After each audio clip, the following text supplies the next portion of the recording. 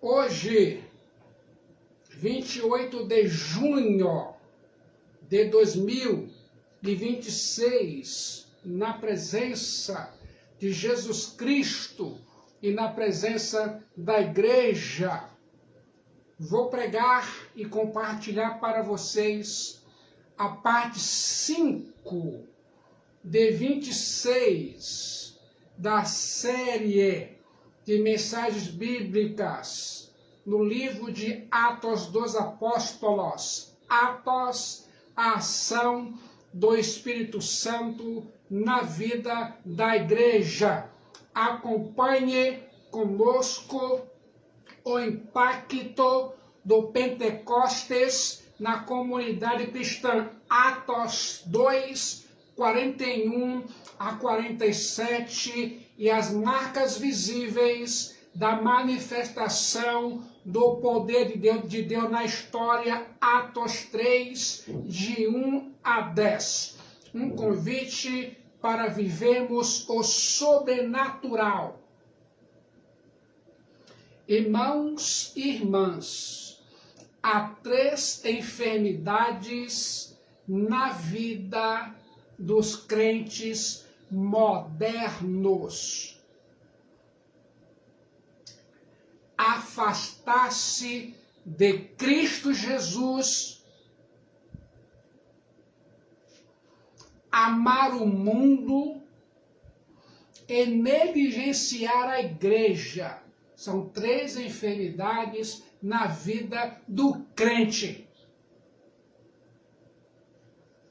Isso corrói a essência da fé. O resultado é cansaço espiritual, mental e emocional. Agora, você sabe o que significa distração? No grego, perispamos, refere-se à distração no sentido do desvio de atenção, perturbação ou ter a mente puxada para várias direções ao mesmo tempo. Está na igreja, mas pensando no mundo. Pé na igreja e pé no mundo. É o termo mais usado em contextos filosóficos e bíblicos para descrever o acúmulo de preocupações que tira o foco do essencial. Outra palavra grega para distração, aproskísia, significa desatenção, esquecimento, ou andar com a cabeça nas nuvens, lelé da cuca. Outra palavra grega para distração, diaskedase, significa distração no sentido de divertimento, festa junina, pagode, sambinha, carnaval, prostituição, entretenimento, lazer ou passatempo. No latim, distração é distrahere, puxar em direções diferentes. Eu sei que cada um de nós, crentes modernos, já fomos distraídos por alguma coisa na igreja.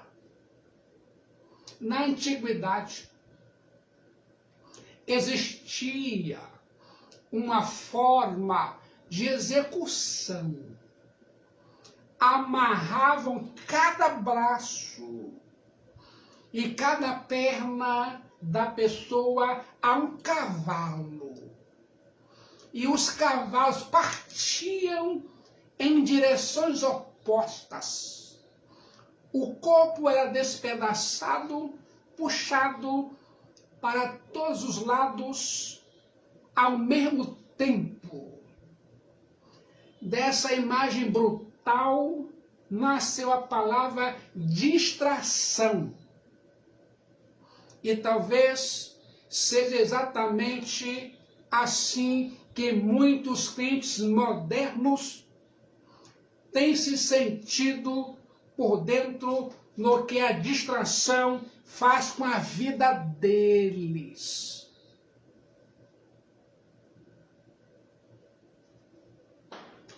Cada coisa puxando para um lado, até sobrar um homem, uma mulher dividida, esgotada, incapaz de estar inteira em algum lugar. É isso que a distração faz. Não é cansaço comum, é o efeito de ser puxada para todos os lados de uma vez. Tá com Cristo na igreja, aí vem o mundo, puxa um braço. Vem a amizade, puxa outro braço.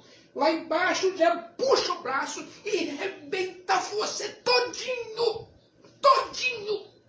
Rebenta seu filho, sua filha, seu neto, sua neta, a sua casa. Por quê? Ficam distraídos. E a culpa é deles mesmos. Não pense que é acaso. O diabo não precisa fazer os crentes modernos caírem em grande pecado. Basta mantê-los divididos, distraídos, enquanto sua atenção está espalhada em várias coisas. Ela não está fixa na única que importa. Ele não se incomoda com onde você olha, desde que você não olhe para Jesus. Manter os crentes modernos dispersos já é vencer a batalha espiritual. Você conhece, irmã? Conhece, irmão? Pessoas assim distraídas? Conheço, sim. Membros de igrejas, membros de famílias, crentes e não crentes. Pare hoje e responda, irmão, com sinceridade. Onde está a sua atenção? Reserve um tempo de silêncio com Deus em oração, leitura bíblica, em vez de sair correndo para lá, correndo para cá, distraído ou distraída. O oposto de distração é tração. Ser puxada para uma só direção. E foi justamente isso que Davi entendeu. Salmos 27:4. Uma coisa peço ao Senhor e buscarei, que eu possa morar na casa do Senhor todos os dias da minha vida. Olhamos para o cenário cristão atual e nos deparamos com um diagnóstico doloroso. Nossas igrejas estão fragmentadas. De um lado, templos frios que guardam sã doutrina em prateleiras empoeiradas, mas carecem de vida espiritual e entusiasmo. De outro, igrejas barulhentas e hiperativas na ação social, mas que abandonaram o secreto na oração. Pior ainda, testemunhamos o crescimento explosivo de ministérios que, sedentos por estatísticas de aplausos, transformam o evangelho em balcão de negócio, mercadejando a verdade da palavra de Deus. Para essas pessoas, O que importa é a igreja cheia. Não de vida espiritual, cheia de qualquer coisa. Mas a história da igreja não começou assim. Ao abrirmos as páginas de Atos dos Apóstolos, somos confrontados pelo padrão original. A igreja primitiva, inflamada pelo Espírito Santo, nos ensina que a verdadeira maturidade espiritual não escolhe lados. Ela conjuga. Ali o credo se transforma em conduta. A palavra opera em poder e a qualidade espiritual gerava quantidade de conversões. Eles não viviam em desequilíbrio, eram unificados, exaltados e multiplicados. É hora de parar de negociar parte do Evangelho e redescobrir o poder de uma igreja cheia do Espírito Santo. Quer saber, irmã? Quer saber, irmão? Quais são as marcas de uma igreja cheia do Espírito Santo? E essas marcas servem para atos missionários em Pirapora, Minas Gerais. Em primeiro lugar, uma igreja cheia do Espírito Santo é comprometida com a fidelidade à palavra de Deus. Atos 2:42. E perseveravam na doutrina dos apóstolos, e na comunhão, no partir do pão e nas orações. A igreja primitiva nasceu sob a égide da verdade. A igreja começou com o derramamento do Espírito Santo, a pregação cristocêntrica e a permanência dos novos crentes na doutrina dos apóstolos. Preste bastante atenção.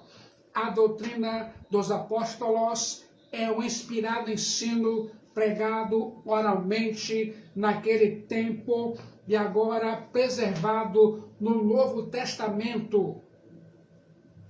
O Espírito Santo abriu uma escola em Jerusalém. Seus professores eram os apóstolos que Jesus Cristo escolhera. E havia 3.000 alunos no jardim da infância.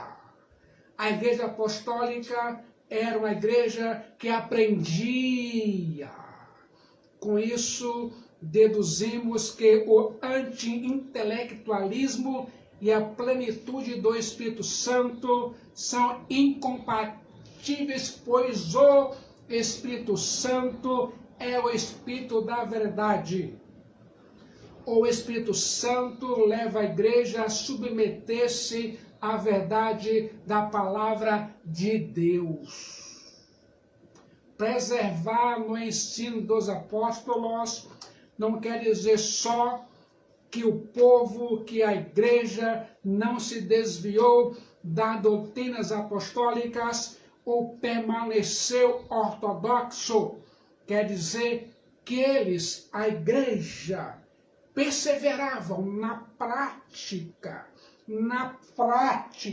de aprender com os apóstolos, que eram alunos, discípulos ávidos por conhecimento sob o comando dos mestres. Irmão, você é assim, ávido ou ávida em aprender aqui a palavra de Deus? Estou pregando todo o Novo Testamento. Ao longo da história, houve muitos desvios da verdade da palavra de Deus.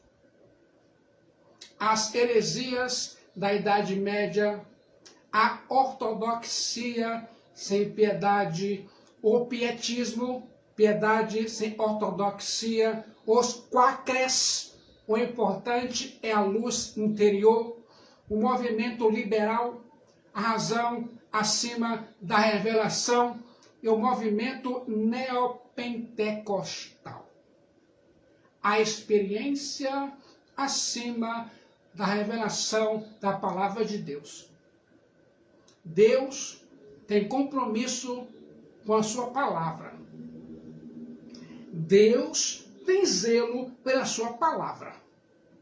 Uma igreja fiel não pode mercadejar a palavra de Deus. Eu quero que você se lembre do profeta Jeremias. Jeremias 1, 11 e 12. A Bíblia diz, Jeremias 1, 11 e 12. Veio ainda a palavra do Senhor dizendo: que vês tu, Jeremias? Respondi: vejo uma vara de amendoeira. Jeremias 1,12. E disse-me o Senhor: viste bem, você enxerga bem, porque eu velo sobre a minha palavra para cumprir.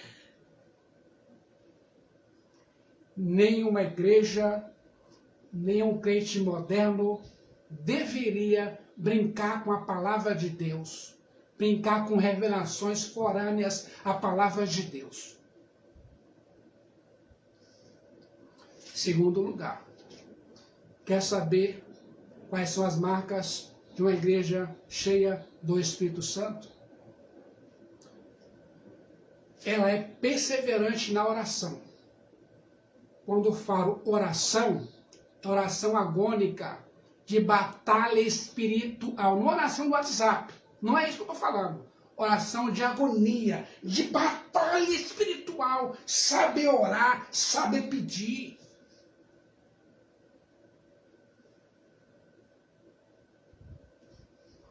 Uma igreja cheia do Espírito Santo ora com fervor e constância. A igreja primitiva não apenas possuía uma boa teologia de oração, mas efetivamente orava. Uma igreja cheia do Espírito Santo é perseverante na oração. Ela depende mais de Deus do que seus próprios recursos financeiros ou sociais. Atos 1,14. Todos, unânimes, perseveravam em oração. Atos 3,1. Os líderes da igreja vão orar às 3 horas da tarde. Atos 4,31. A igreja sob perseguição ora, o lugar treme, o Espírito Santo desce. Atos 6,4. A liderança entende que a sua maior prioridade é a oração e a palavra de Deus. Atos 9,11. O primeiro sinal que Deus deu a Ananias sobre a conversão de Saulo, que foi Paulo, é que ele estava orando. Atos 12,5. O apóstolo Pedro está preso, mas a oração incessante da igreja em seu favor, ele é miraculosamente libertado. Atos 13, de 1 a 3. A igreja de Antioquia ora e Deus abre as portas de missões mundiais. Atos 16, 25. Paulo e Silas oram na prisão e Deus abre as portas da Europa para o Evangelho. Atos 20, 36. O apóstolo Paulo ora com os presbíteros da igreja de Éfeso na praia, Atos 28, 8 e 9. Paulo ora pelos enfermos, a ilha de Malta, e Deus os cura. Quer saber, irmã? Quer saber, irmão? As marcas de uma igreja cheia do Espírito Santo. Terceira marca. Tem uma profunda e intensa comunhão. É o que falta hoje nas igrejas modernas. Profunda e intensa comunhão. Atos 2, 42. Em uma igreja cheia do Espírito Santo, os irmãos se amam profundamente.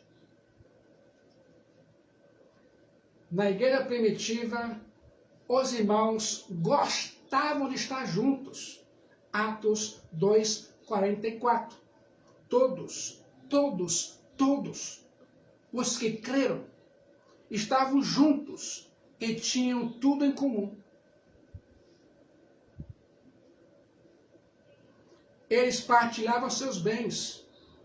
Atos 2,45. Eles apreciavam estar no templo e nos lares. Atos 2,46. Havia um só coração e uma só alma. Onde desce o óleo do Espírito Santo, aí a união entre os irmãos, aí ordena o Senhor a sua bênção e a vida para sempre. Salmos 133. A igreja primitiva era sensível para ajudar os necessitados. Atos 2, 44 e 45. Eles converteram o coração e o bolso. E aqui estamos próximos a atos missionários em Pirapora, Minas Gerais. Estamos com os bolsos abertos para essa viagem. O bolso da igreja.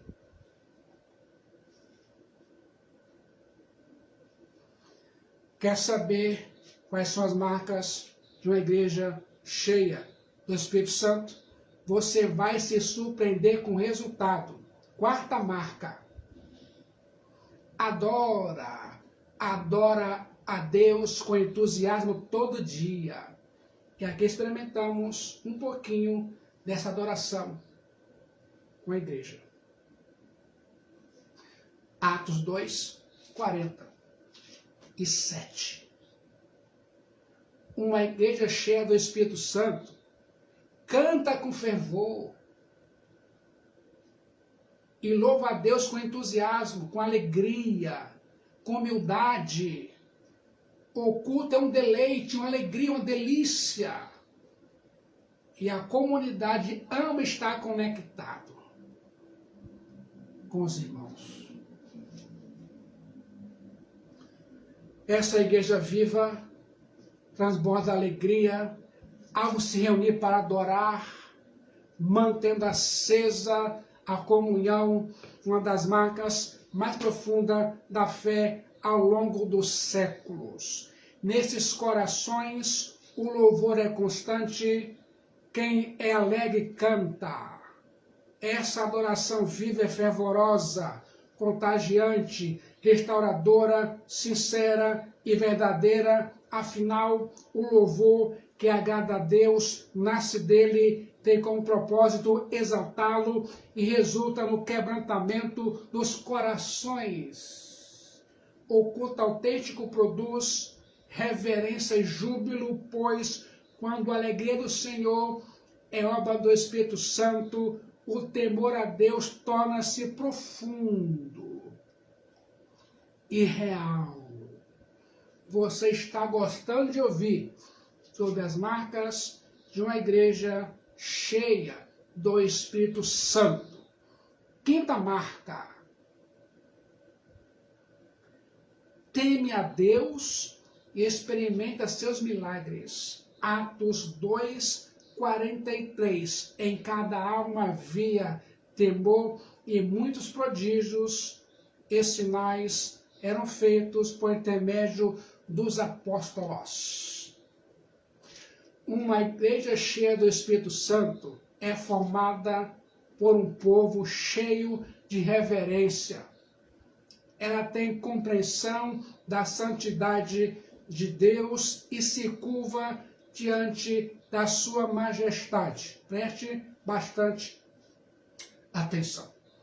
Hoje, as pessoas estão acostumadas com o sagrado, gerando uma banalização, saturação, comercialização e paganização das coisas de Deus. Quem conhece a santidade divina não brinca com as coisas de Deus. E a igreja é a noiva de Cristo.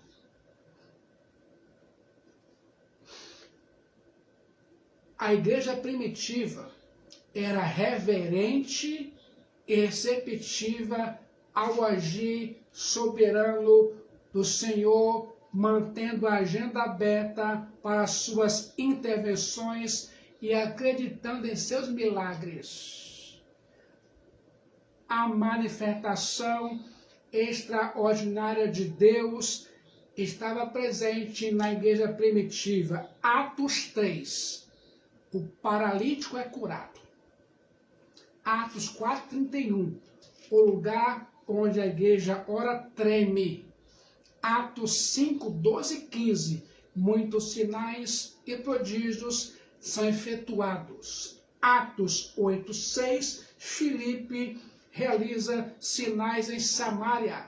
Atos 9, a conversão de Saulo é seguida da sua cura. Atos 12, o apóstolo Pedro é libertado pelo anjo do Senhor. Atos 16:26, ocorre um terremoto em Filipos. Atos 19:11, pelas mãos de Paulo, Deus faz milagres. Atos 28:89, Deus cura os enfermos de Malta pela oração do apóstolo Paulo. Hoje, há dois extremos na igreja moderna. Aqueles que negam os milagres e aqueles que os inventam. Quer saber quais são as marcas de uma igreja cheia do Espírito Santo? Sexta marca. Tenha simpatia dos homens e a bênção do crescimento numérico da parte de Deus. Atos 2:47. A presente afirmação reverte-se de correção e propriedade, louvando a Deus e contando com a simpatia de todo o povo, enquanto isso acrescentava-lhes o Senhor dia a dia os que iam sendo salvos. Esta igreja caracterizava-se como acolhedora e benevolente, atuando rigorosamente como sal e luz do mundo. Configura-se com a voz divina, é um autêntico monumento da graça. Esta igreja concilia perfeitamente qualidade espiritual e expressividade quantitativa, expandindo-se tanto em profundidade quanto em extensão, evidenciando vitalidade ministerial e crescimento numérico. A igreja primitiva gerou profundo impacto social em virtude de seu testemunho e conduta. Você sabia em Atos, missionários em Pirapora, Minas Gerais, a Igreja Batista Memorial da Ilha do Governador, orientada pelo Espírito Santo, vai gerar profundo impacto social em pregações, em louvores a Deus. Vamos ficar conectados em oração.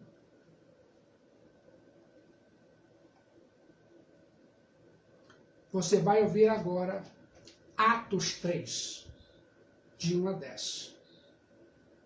A manifestação do poder de Deus.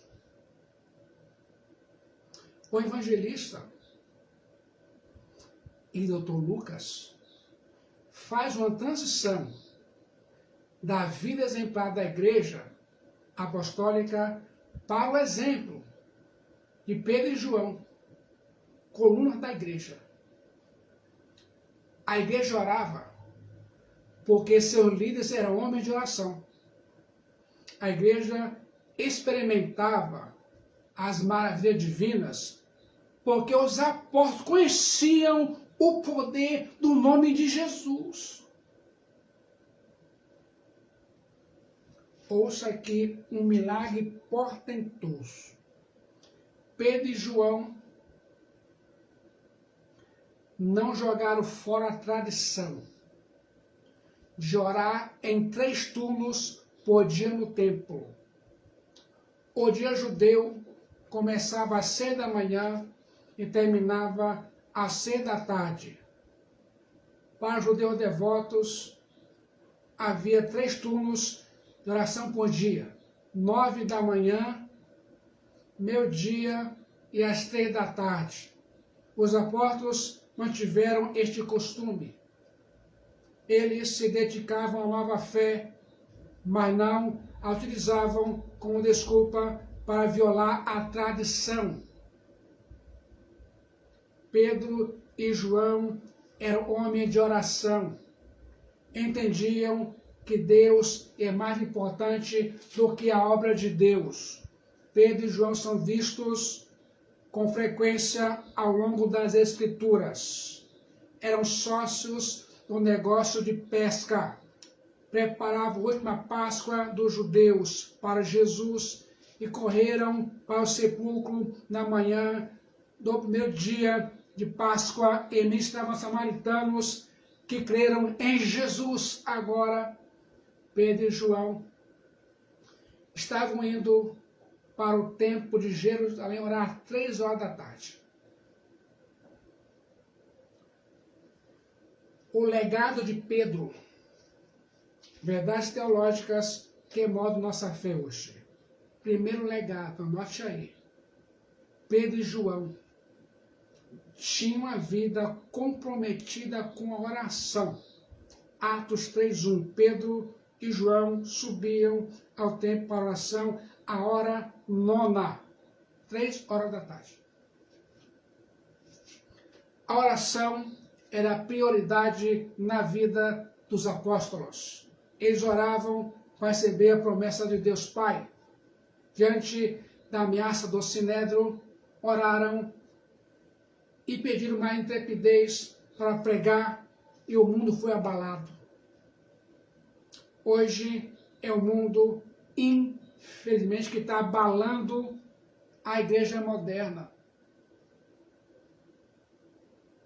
Os apóstolos tomaram uma importantíssima decisão. Atos 6:4. E quanto a nós, nos consagraremos à oração e ao ministério da palavra. Pastores não podem ficar em ação social. É pregação e oração. Ele só aconselha o social.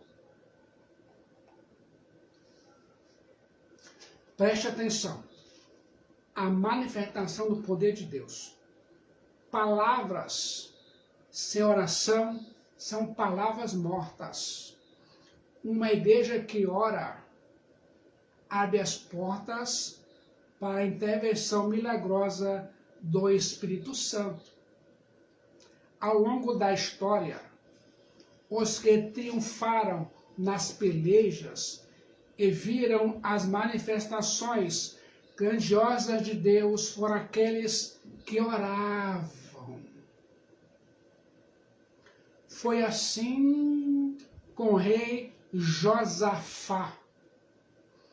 Judá foi cercado por uma coalização militar gigantesca dos povos de Moabe, Amon e do Monte Seir, reconhecendo a total falta de forças de seu exército, Josafá, rei de Judá, convocou um jejum nacional e liderou uma oração pública emocionante diante do povo. Deus respondeu através de um profeta, dizendo que a peleja não era deles, mas de Deus. O rei colocou cantores e levitas à frente do exército, louvando ao Senhor, e Deus desbaratou os inimigos antes mesmo da luta. Segundo livro das Crônicas 20, de 1 a 30. Foi assim com o rei Ezequias. Ezequias é um exemplo duplo de milagres gerados pela oração. Uma vitória militar nacional e uma cura pessoal. Quando o rei da Síria, Senaqueribe, cercou Jerusalém e afrontou a Deus por meio de cartas, Ezequias foi ao templo, estendeu as cartas diante do Senhor e orou por livramento. Com resposta, o anjo do Senhor destruiu o exército de Senaqueribe, rei da Síria, em uma única noite. Segundo livro dos Reis 19, 14 a 37, e Isaías 37, 14 a 38. Foi assim com Neemias, ao saber que os muros de Jerusalém estavam destruídos, que o povo em grande miséria, Neemias começou seu projeto chorando, jejuando e orando ao Deus dos céus. Sua vida era pautada por orações rápidas, intensas, em momentos de crise, como antes de falar com o rei Artaxerxes, e orações de clamor contra os inimigos que tentavam parar a reconstrução dos muros Sanbalate e Tobias. Como resultado, o muro foi reconstruído em impressionantes 52 dias. Foi assim com Jesus dos apóstolos, uma igreja que ora, cresce e se fortalece, e quando seus líderes são homens de oração. O legado de Pedro e João, verdades teológicas que moldam nossa fé hoje. Segundo legado, Pedro e João tinham uma vida respaldada pelo exemplo. Era estratégico colocar um mendigo na porta do templo. As pessoas que entraram para adorar a Deus normalmente estão mais sensíveis à necessidade do próximo. Não é possível amar a Deus a quem não vemos, não amamos o próximo a quem vemos. Eram 3 horas da tarde, prestes a começar uma reunião de oração no templo. Pedro e João estavam passando, quando o paralítico lhe pediu uma esmola. Juntamente com João, Pedro fitou o paralítico e disse: olha para nós. Bleporrimas, Atos 3:4. Você fica chocado, chocada com esse relato. E dizemos, Isso fere, pastor, a minha teologia. Nós dizemos, não olhe para nós, olhe para Jesus. Não olhe para os crentes, olhe para Jesus. Podemos dizer ao mundo, olha para nós. Os pais, os avós, os tios, os primos, podem dizer para os seus filhos, olha para nós. Os patrões podem dizer aos empregados, olha para nós.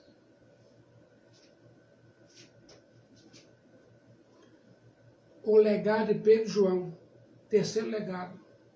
Pedro e João tinham uma vida com evidência de poder, dependência espiritual versus estrutura humana. O erro atual, igrejas modernas frequentemente focam toda a sua energia em estratégia de marketing, prédios gigantescos, luxuosos, orçamentos milionários e entretenimento. E a visão missionária? Recursos financeiros e tecnologia são ferramentas úteis, mas não substituem o poder do Espírito Santo. A igreja precisa entender que a eficácia do seu serviço real não é medida pelo tamanho da conta bancária, mas pela manifestação real da presença da Trindade, Deus Pai, Deus Filho e Deus Espírito Santo, que transformam vidas. Entendam isso, Igreja Batista Memorial da Ilha do Governador. Estamos aí apostos da viagem Atos Missionários em Pirapora, Minas Gerais. O ativismo social não substitui o milagre, o erro atual. Reduzir a missão da igreja a uma ONG ou agência de assistência social que apenas distribui recursos materiais. O mendigo pediu esmola, porque resolveria sua fome por apenas um dia, mas recebeu cura completa, porque transformou sua vida para sempre. A igreja de hoje precisa sim praticar a caridade, mas seu foco principal deve ser oferecer a salvação espiritual e a restauração integral que o dinheiro não pode comprar. Os cristãos de hoje precisam agir com consciência de que são apenas embaixadores. Quando oramos pelos enfermos, aconselhamos ou pregamos, devemos fazer isso sob a autoridade de Jesus e não baseado na sua própria capacidade, carisma ou intelecto. Você sabia?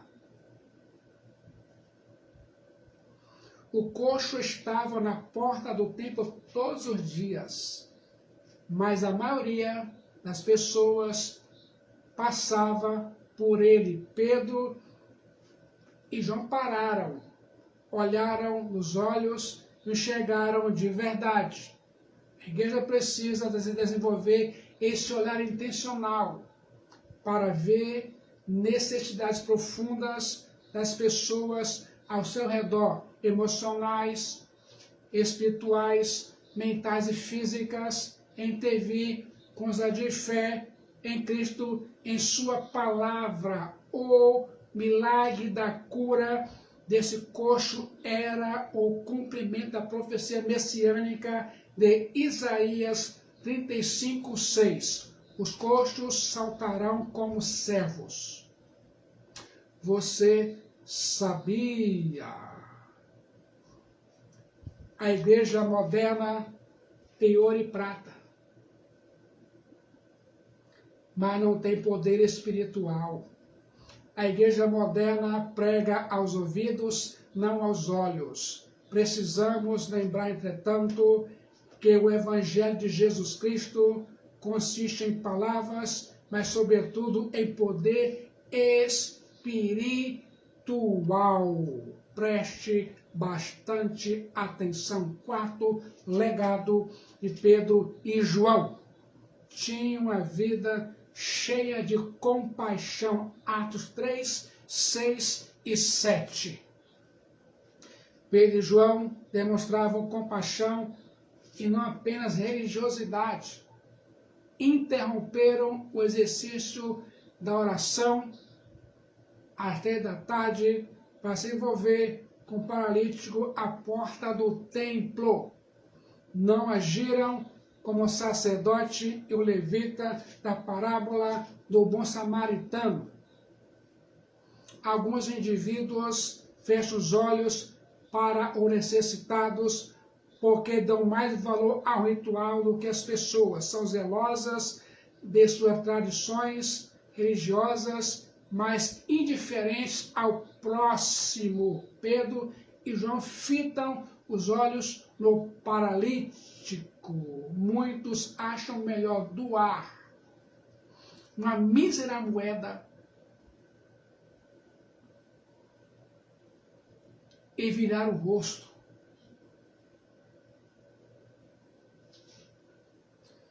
Quinto legado de Pedro e João. Viram um milagre irrefutável. Atos 3, 9 e 10. Viu-o todo o povo andar e louvar a Deus. Reconheceram ser o mesmo que esmolava assentado à porta famosa do templo e se encheram de admiração e assombro por isso que lhe acontecera. Atos 3, 9 e 10. A cura foi em nome de Jesus.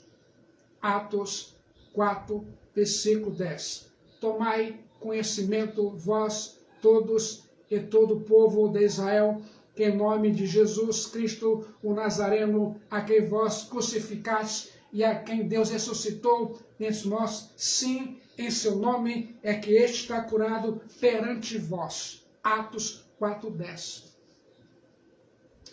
O poder de cura está no nome de Jesus, não em Pedro e João. Você sabia? 2. A cura foi realizada mediante a fé. Atos 3, 16. Pela fé no nome de Jesus é que este mesmo nome fortaleceu a este homem. E agora vedes e reconheceis sim a fé que vem por meio de Jesus, deu a este saúde perfeita na presença de todos vós. Atos 3, 16. A fé não é a causa do milagre, mas seu instrumento. Prestem bastante atenção. Finalizando a mensagem. Terceira coisa. A cura foi instrumentalizada por Pedro. Atos 3,6. Pedro, porém, lhe disse: não possuo nem prata, nem ouro, mas o que tenho, isso te dou, em nome de Jesus Cristo, o Nazareno. Anda. Pedro foi um instrumento usado por Deus para, em nome de Jesus Cristo Nazareno, levantar o paralítico. Quero ouvir mais? Você vai gostar do resultado. Pedro o tomou pela mão. Atos 3,7. Levantou-o e aprumou-o. Conduziu-o ao templo, à casa de Deus. Atos 3:8. Ele andou, saltou, louvou. Lucas descreve toda a intensidade da alegria desse homem. Seu primeiro caminho o leva o apóstolo para dentro do templo de Jerusalém. Sua alegria não se esgota em sua felicidade, mas o impele até Deus. Este foi o primeiro milagre apostólico depois do Pentecostes. Abriu as portas para o testemunho do Evangelho. Após a segunda pregação de Pedro, o número de convertidos subiu a 3.000 para 5.000 pessoas. Atos, capítulo 4, versículo 4. Que o Espírito Santo ilumine essa mensagem em nossos corações e possamos nos render ao Espírito Santo aqui na Igreja Batista Memorial da Ilha do Governador e ainda mais para atos missionários em Pirapora, Minas Gerais, para a glória de Cristo Jesus. Amém. Vamos orar com a irmã